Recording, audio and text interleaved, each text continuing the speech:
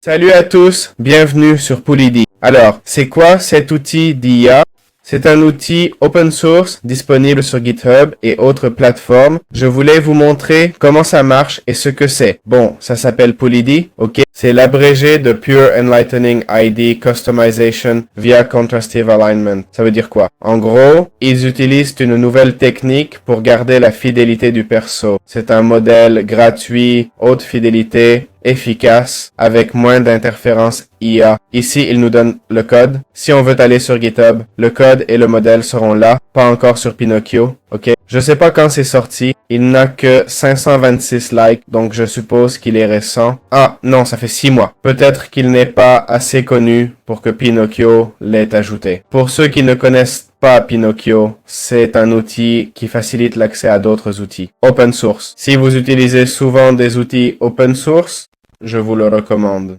Vous savez, gérer un outil open source peut être fastidieux avec tous ces fichiers et commandes. C'est un peu... Pinocchio nous permet de faire tout ça en un seul clic. On clique et Pinocchio s'en occupe automatiquement. Bien, je vais vous montrer quelques exemples. Je vous montrerai comment l'utiliser dans une autre vidéo, mais voici un exemple. On sélectionne et on donne le prompt. Couverture, cinématique, oreille de loup et cheveux blancs. D'accord? Invite négative. Disons-lui qu'on ne veut pas de cheveux, ni de basse qualité, etc. Ici, on clique simplement sur « Générer », d'accord? Générer. Voici le TFG configuré selon les résultats obtenus. Et voilà, erreur, j'ai une erreur sur Chrome et Brave. Mais je vous assure, le résultat est vraiment excellent. L'erreur vient sûrement du trafic sur Hugging Face. Les résultats que j'ai vus sont vraiment impressionnants.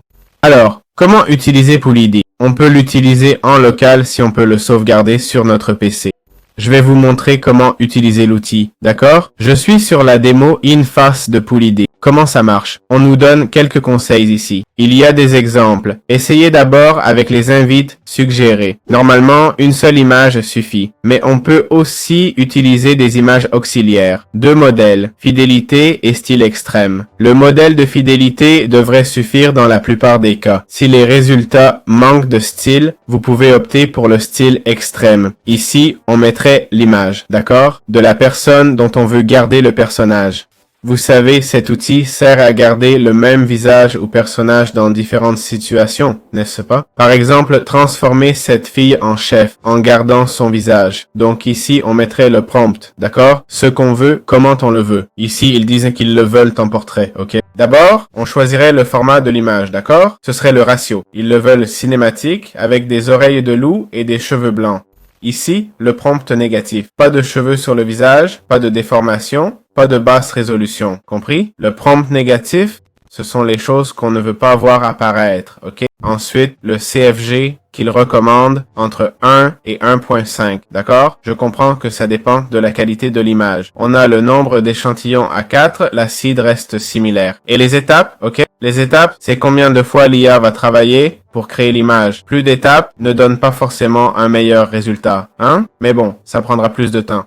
Je dis ça car le résultat n'est pas toujours meilleur. Mais si tu demandes, par exemple, de générer une fille avec une toque de chef, si tu ne précises pas bien les prompts négatifs, même avec plus d'étapes, ça va juste améliorer la qualité d'une image déjà fausse. Tu vois? Disons que les étapes améliorent le visuel, pas la logique, ok? Ensuite, on a la hauteur et la largeur, d'accord? Ici, c'est 1024. On a aussi l'ID d'échelle, ok? Et là, on aurait le mode, d'accord? On nous a parlé du mode fidélité ou très stylisé.